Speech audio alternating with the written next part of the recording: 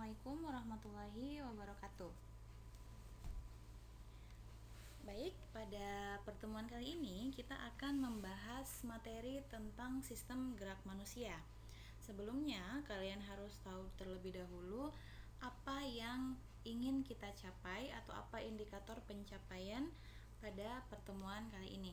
Adapun indikator pencapaian kita pada kali ini adalah diharapkan setiap peserta didik mampu mendeskripsikan struktur rangka dan otot manusia beserta fungsinya pada berbagai kondisi.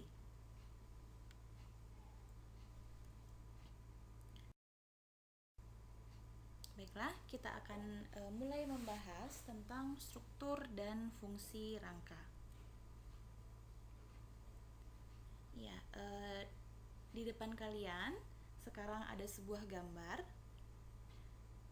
di mana kalau kita perhatikan gambar yang ada pada layar saat ini adalah gambar sebuah tenda besar, di mana tenda ini mampu berdiri karena kalau kita perhatikan dengan lebih baik ada semacam tiang yang menyangga tenda tersebut sehingga mampu membuat tenda berdiri dengan tegak dan membentuk tenda menjadi bentuk seperti yang ada di depan kita saat ini.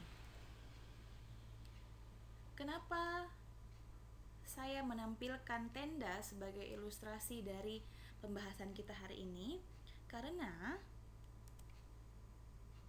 ternyata tubuh kita itu bisa diibaratkan seperti tenda yang ada di layar saat ini. Apa yang akan terjadi jika tidak ada rangka dalam tubuh kita? Jadi seperti yang saya jelaskan sebelumnya bahwa tubuh kita diibaratkan tenda, sedangkan tiang yang menyangga tenda yang mampu membantu tenda berdiri tegak dan mampu memiliki bentuk seperti yang ada di gambar saat ini adalah kita ibaratkan sebagai rangka dalam tubuh kita. Nah, bagaimana atau apakah yang akan terjadi jika saja tenda itu tidak memiliki rangka, tidak memiliki tiang-tiang penyangga yang ada di dalamnya? Ya, tentu saja tenda tersebut akan roboh, tidak mampu berdiri tegak dan tidak akan memiliki bentuk. Sama dengan tubuh kita, tanpa adanya rangka dalam tubuh kita, tubuh manusia tidak akan berdiri tegak dan hanya tampak seperti daging tanpa bentuk. Jadi, kalau kita bayangkan semua tulang atau rangka dari tubuh kita dikeluarkan, maka tubuh kita tidak akan memiliki bentuk dan hanya seperti seonggok daging saja, seperti itu, tidak mampu berdiri tegak, tidak memiliki bentuk, bahkan tidak mampu bergerak.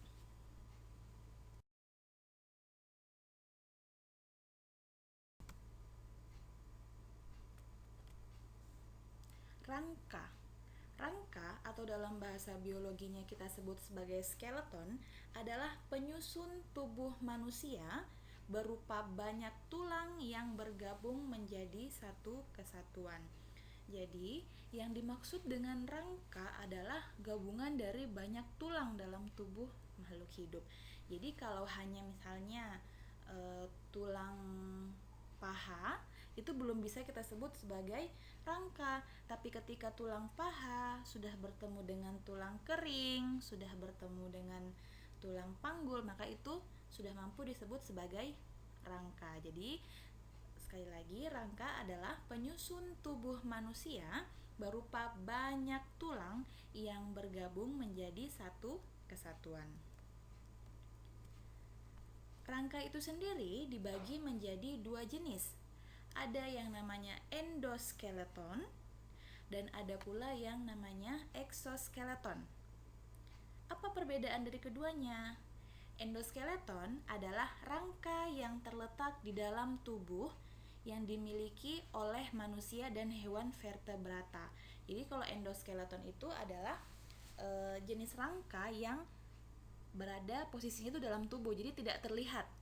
Nah, ini dimiliki oleh manusia dan hewan vertebrata atau hewan bertulang belakang. Sedangkan exoskeleton adalah rangka yang terletak di luar tubuh yang biasanya dimiliki oleh hewan invertebrata. atau hewan tidak bertulang belakang. Jadi kalau kalian mengingat kembali jenis-jenis makhluk hidup di pelajaran kita di kelas 7, kalian bisa mengingat lagi hewan-hewan apa saja kah atau makhluk apa saja kah yang tergolong dalam vertebrata dan invertebrata. Jadi kalau endoskeleton adalah tulang yang tidak terlihat karena posisinya berada dalam tubuh, sedangkan exoskeleton adalah rangka yang terletak di luar tubuh sehingga dia bisa terlihat. Biasanya misalnya dalam bentuk sebagai cangkang atau sebagai pelindung tubuh dari luar.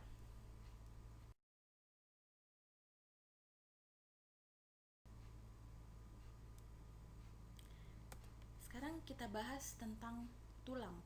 Tadi telah dijelaskan bahwa rangka adalah gabungan dari banyak tulang yang membentuk satu kesatuan. Nah, tulang itu sendiri pada manusia dewasa jumlahnya terdapat sekitar 206 tulang yang berbeda-beda. Jumlah tersebut lebih sedikit dibandingkan jumlah tulang ketika kita masih bayi. Jadi kalau ketika kita masih bayi, jumlah tulang kita itu ada sekitar 300 tulang. Nah, ketika dewasa jumlahnya menyusut banyak sehingga tersisa 206 tulang saja. Kenapa bisa menyusut atau kenapa bisa jumlahnya semakin sedikit? Karena ada suatu proses di mana tulang tersebut menjadi satu. Jadi beberapa tulang dia menjadi satu. Nanti akan kita bahas di pertemuan kali ini. Nah, tulang itu sendiri dibagi menjadi beberapa kelompok. Ada pengelompokan tulang berdasarkan bentuknya, ada tulang berdasarkan jaringan penyusunnya, dan ada tulang berdasarkan letaknya. Masing-masing pengelompokan ini memiliki beberapa jenis tulang di dalamnya. Untuk pengelompokan tulang berdasarkan bentuknya, contohnya adalah atau jenisnya lagi adalah tulang pipa atau tulang panjang. Kemudian yang kedua adalah tulang pipih. Yang ketiga adalah tulang pendek. Dan yang keempat adalah tulang tidak beraturan. Sedangkan tulang yang masuk dalam kategori atau kelompok tulang berdasarkan jaringan penyusunnya adalah tulang rawan dan tulang sejati. Sedangkan tulang yang dikelompokkan berdasarkan letaknya ada 3, yaitu tulang kepala, tulang badan, dan tulang anggota gerak. Sekarang kita akan bahas satu persatu tentang jenis tulang tersebut.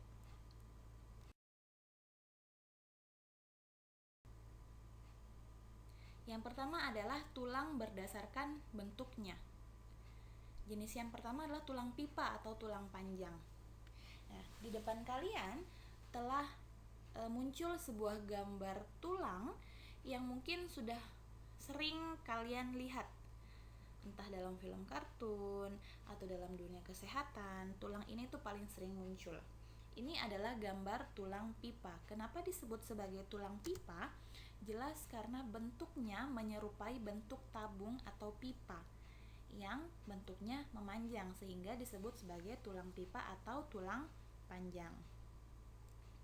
Jadi, tulang pipa atau tulang panjang adalah struktur tulang yang berbentuk tabung dan memanjang, di mana pada kedua ujung tulang pipa terdapat bonggol atau disebut sebagai epifise. Jadi yang kalian lihat benjolan yang ujung kanan kiri itu yang kita sebut sebagai bonggol atau epifise.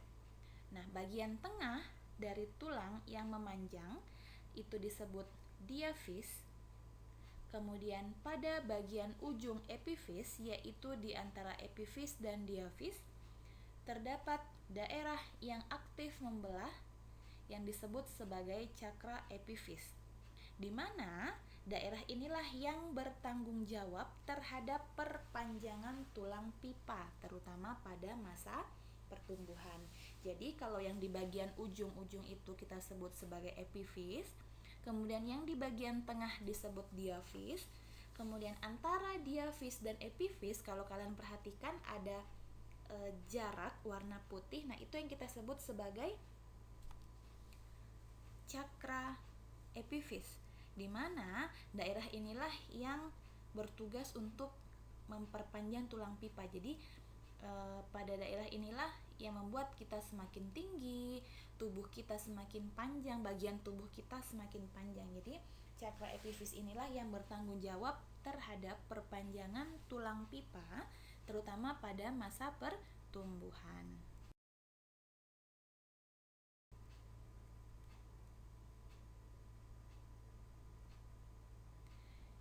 Selanjutnya adalah tulang pipih.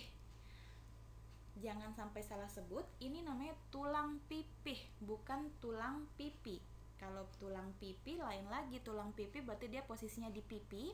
Kalau pipih itu artinya dia bentuknya yang berbentuk tipis, gepeng, itu namanya pipih. Nah, gambarnya seperti yang muncul di hadapan kalian saat ini. Contohnya tulang pipih adalah tulang tengkorak, tulang dada, tulang rusuk, dan tulang belikat. Sebelumnya tadi, kalau contoh untuk tulang pipa adalah tulang lengan, tulang paha, tulang kering. Nah, itu contoh dari tulang pipa. Sedangkan pada tulang pipi, contohnya adalah tulang tengkorak, tulang dada, tulang rusuk, dan tulang belikat.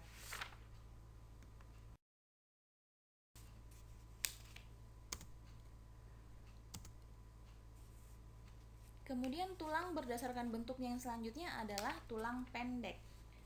Berdasarkan namanya sudah jelas bahwa bisa dibayangkan tulang pendek adalah tulang yang bentuknya pendek,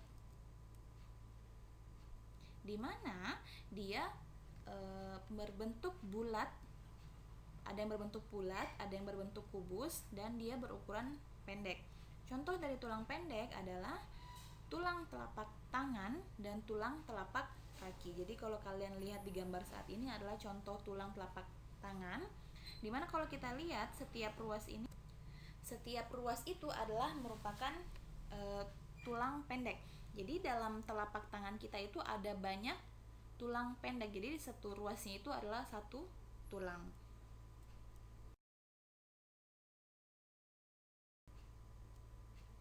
Selanjutnya adalah tulang tidak beraturan. Jadi berdasarkan namanya, kalau tadi tulang pipa yang pertama adalah tulang yang bentuknya menyerupai pipa atau tabung. Kemudian yang kedua tulang pipih karena dia bentuknya gepeng, tipis. Selanjutnya adalah tulang pendek, bentuknya bulat atau kubus, di mana ukurannya lebih pendek. Sedangkan pada tulang tidak beraturan adalah tulang yang bentuknya itu tidak menentu. Jadi tulang tidak beraturan adalah struktur tulang yang bentuknya tidak menentu. Contohnya adalah tulang pada wajah, tulang wajah, dan ruas-ruas tulang belakang.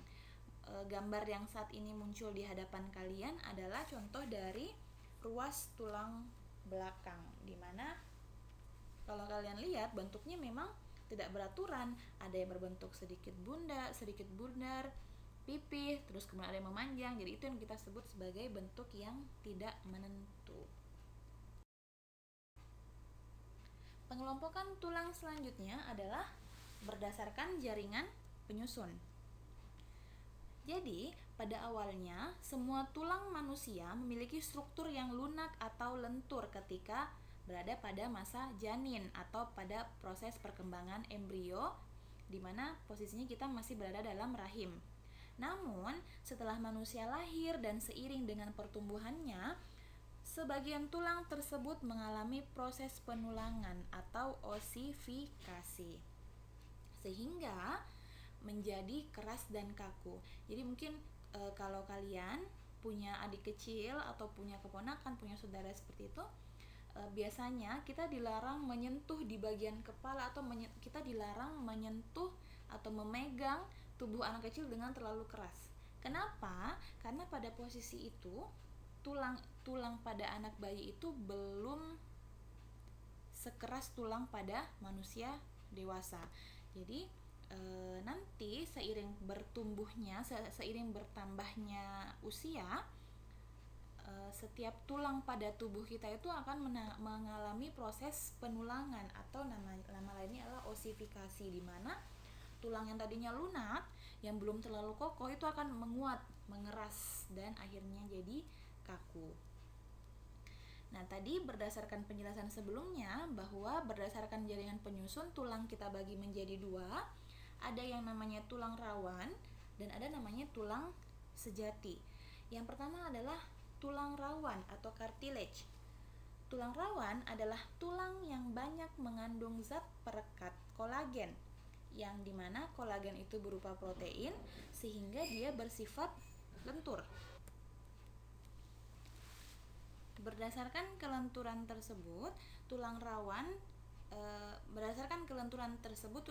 terutama berfungsi sebagai bantalan pada hubungan antar tulang. Jadi kalau tulang rawan atau cartilage itu posisinya dia berfungsi sebagai bantalan pada hubungan antar tulang. Jadi biasanya dia posisinya ada berada di antara tulang yang satu dengan tulang yang lainnya. Tulang rawan itu sendiri kemudian dibagi lagi menjadi 3 kelompok. Pengelompokan tersebut adalah yang pertama tulang rawan hialin, yang kedua tulang rawan fibrosa, dan yang ketiga adalah tulang rawan elastis. Di mana pada tulang rawan hialin ciri-cirinya adalah kuat dan elastis. Kemudian dia terdapat di antara tulang rusuk dan tulang dada, persendian dan pangkal batang tenggorokan. Sedangkan pada tulang rawan fibrosa dia sifatnya tidak begitu lentur. Posisinya berada pada tempurung lutut dan tulang panggul. Kemudian yang ketiga adalah tulang rawan elastis, di mana dia bersifat lentur dan terdapat pada daun telinga dan cuping hidung. Jadi ini adalah pembagian dari tulang rawan, di mana tulang rawan itu dibagi ke dalam 3 jenis lagi. Selanjutnya adalah tulang sejati atau tulang keras, atau nama lainnya adalah osteon, di mana tulang yang terbentuk telah melalui proses osifikasi. Pada proses tersebut terjadi pergantian zat kolagen dengan zat karbonat yang membuat tulang sejati menjadi keras dan kaku. Dalam tubuh, tulang sejati berfungsi sebagai penyusun sistem rangka dan pelindung organ-organ vital. Jadi kalau kita membandingkan antara tulang rawan dan tulang sejati, tulang rawan adalah tulang yang sedikit lebih lunak, sedangkan tulang sejati itu tulang yang lebih keras. Dimana kalau tadi tulang rawan fungsinya adalah sebagai bantalan antar tulang, sedangkan pada tulang sejati dia fungsinya adalah sebagai penyusun sistem rangka dan pelindung organ. Selanjutnya adalah pembagian tulang berdasarkan letaknya. Yang pertama adalah tulang kepala atau tulang tengkorak. Tulang kepala atau tulang tengkorak itu terdiri atas tulang-tulang pipih yang tersusun sambung menyambung hingga membentuk suatu rongga yang disebut rongga otak, di mana di rongga tersebutlah otak tersimpan dengan aman. Jadi kalau kita mengingat tadi penjelasan sebelumnya tentang pembagian jenis tulang berdasarkan bentuknya, di contoh tulang pipih adalah tulang tengkorak dan tulang wajah. Makanya di sini diperjelas kembali bahwa di mana tulang tengkorak atau tulang kepala itu terdiri atas tulang-tulang pipih yang tersusun sambung menyambung hingga membentuk suatu rongga. Jadi saat ini telah muncul di hadapan kalian gambar dari tulang kepala, di mana tulang kepala itu kemudian dibagi lagi. Ada bagian kepala. Bagian kepala itu terdiri atas 1 buah tulang dahi, 2 tulang ubun-ubun, 2 tulang tapis, 2 tulang pelipis, 2 tulang baji, dan 1 tulang kepala belakang. Jadi yang 2 ini maksudnya dia satu kanan dan satu kiri, dia menyambung satu kanan dan satu kiri. Kalau kita perhatikan dengan baik, pada gambar tulang kepala itu terdapat garis-garis yang menjadi pemisah antara tulang yang satu dengan tulang yang lainnya. Jadi Misalnya antara tulang dahi dan tulang ubun-ubun itu ada garis pemisahnya. Jadi tulang kepala itu ada banyak tulang. Jadi bukan hanya satu tulang saja membentuk satu kepala, tapi di dalamnya itu ada banyak tulang. Nah, ini garis-garis inilah yang menjadi pemisah dari tulang yang satu dengan tulang yang lainnya. Kemudian pembagian tulang kepala selanjutnya adalah bagian wajah.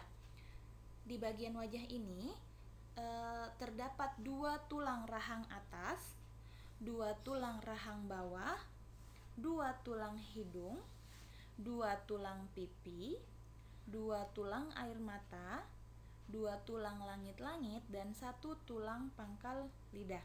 Sama dengan tadi yang bagian kepala, dia itu 2 karena 1 kanan dan 1 kiri. Jadi di gambar kalian bisa perhatikan masing-masing panahnya telah menunjukkan yang mana bagian dari setiap tulang tersebut. Kemudian berdasarkan letaknya yang selanjutnya adalah tulang badan. Jadi kita turun setelah dari kepala, turun ke bagian badan, di mana tulang badan berfungsi melindungi organ vital makhluk hidup. Misalnya jantung, paru-paru, hati, dan yang lainnya.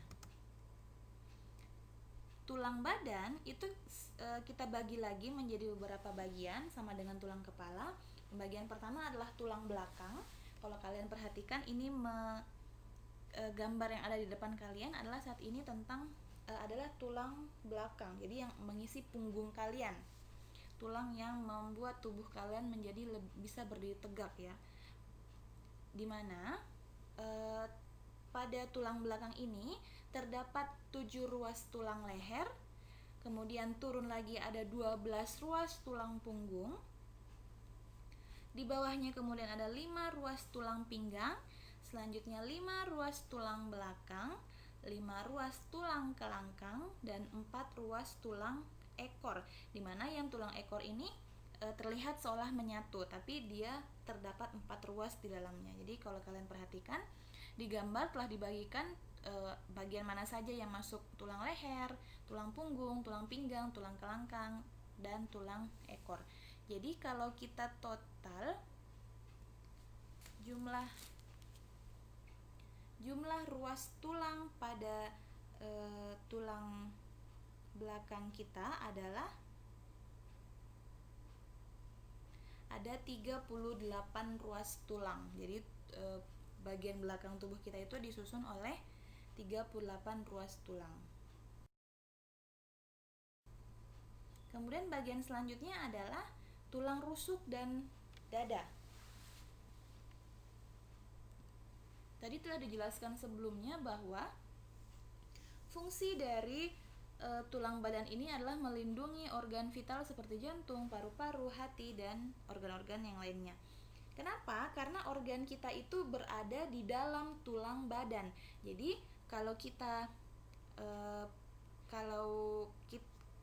digambarkan secara utuh di dalam tulang rusuk dan tulang dada ini terdapat organ-organ kita yang lain, jantung, paru-paru, hati, lambung, dan sebagainya.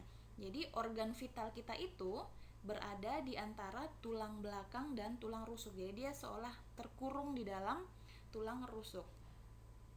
Di mana tulang rusuk dan tulang dada kita itu tersusun dari satu tulang hulu maksudnya, kemudian satu tulang badan, satu taju pedang, kemudian 7 pasang rusuk sejati, 3 pasang rusuk palsu, dan 2 pasang rusuk melayang.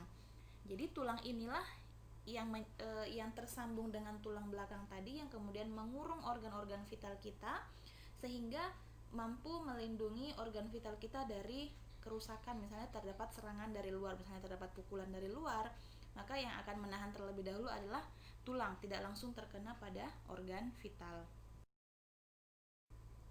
Selanjutnya adalah tulang berdasarkan letaknya, yaitu tulang gelang bahu dan panggul.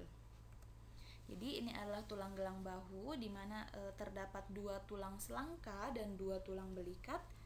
Sedangkan pada tulang gelang panggul terdapat 2 tulang usus, 2 tulang duduk, dan 2 tulang kemaluan.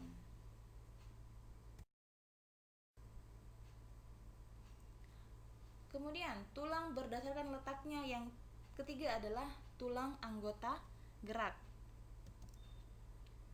Tulang anggota gerak kemudian sebenarnya kita bagi menjadi 2 bagian, ada anggota gerak bagian atas dan ada anggota gerak bagian bawah. Yang bagian atas adalah tulang lengan. Di depan kalian saat ini telah terdapat gambar tulang yang menyusun lengan kalian, di mana terdapat 2 tulang lengan atas, 2 tulang pengumpil, 2 tulang hasta, 2 kali 8 pergelangan tangan, tulang pergelangan tangan, kemudian 2 kali 5 tulang telapak tangan, dan 2 kali 14 ruas tulang jari tangan.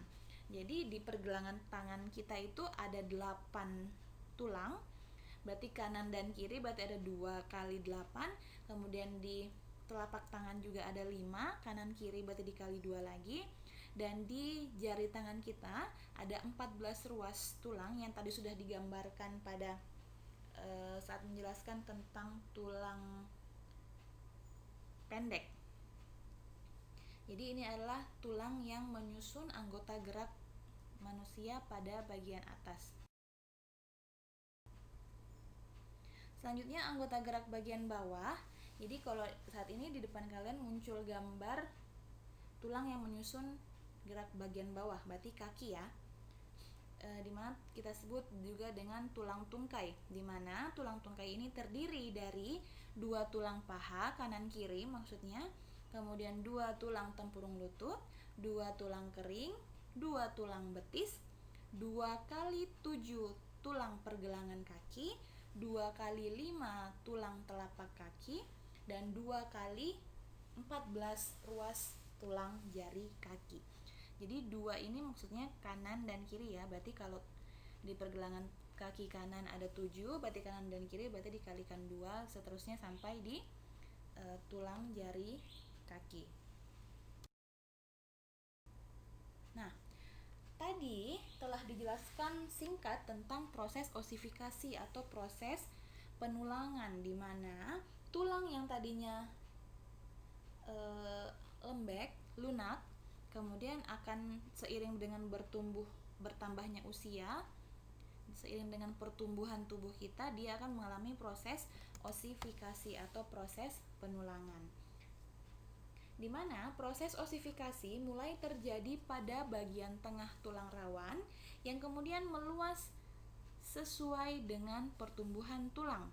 Pada proses tersebut, bagian tengah tulang rawan berupa rongga mula-mula terisi oleh sel-sel pembentuk atau kita sebut sebagai osteoblas. Selanjutnya, osteoblas menghasilkan sel-sel tulang atau osteosit yang akan membentuk tulang. Selain terisi oleh osteoblas, pada bagian tengah tulang rawan juga dimasuki oleh pembuluh darah yang membawa zat makanan dan mineral, misalnya kalsium dan fosfor, sehingga membuat tulang menjadi keras. Kalau kita lihat, proses osifikasi itu menjadi seperti ini. Jadi di depan kalian adalah proses penulangan atau proses perkembangan tulang atau osifikasi, di mana pada awalnya dari sebelah kiri terdapat tulang rawan, di mana tulang rawan itu lambat laun akan mengeras menjadi tulang sejati. Kemudian dengan penjelasan yang seperti sebelumnya, dia akan tumbuh menjadi tulang yang lebih panjang, lebih besar, dan lebih kokoh, lebih kuat, lebih keras.